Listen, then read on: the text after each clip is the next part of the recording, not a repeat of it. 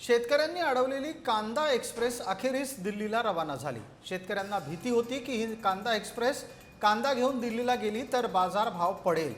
प्रहार संघटनेने ही कांदा एक्सप्रेस अडवली होती, मात्र अखेरीस चर्चेनंतर तिला रवाना करण्यात यश आलेलं आहे।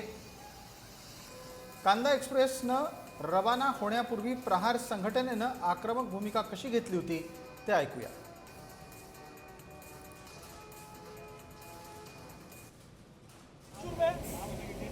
अरे डिटेल कितनी शेयर करने की? तुम्हारे ऑफिस में जाके सब डिटेल शेयर किया और यहाँ ट्रेन भर के जा रही है सड़े हुए प्याज की।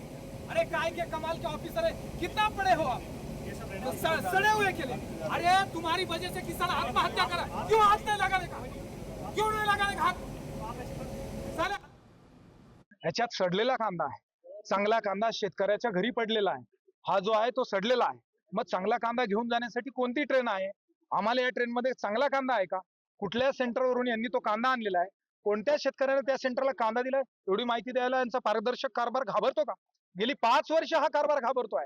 शेतकऱ्याला त्या ठिकाणी माहिती दिली जात नाही, याचे सेंटर्स कुठे खोललेले याची माहिती दिली जात नाही। मग ही ट्रेन कुठे चालली आहे याची माहिती आम्हाला व्हावी, म्हणून आम्ही ही ट्रेन अडवली आहे। दिल्लीच्या शेतकऱ्याला चांगला कांदा गेला पाहिजे, हा आमचा अट्टा आहे। सडलेला कांदा गेला नाही पाहिजे।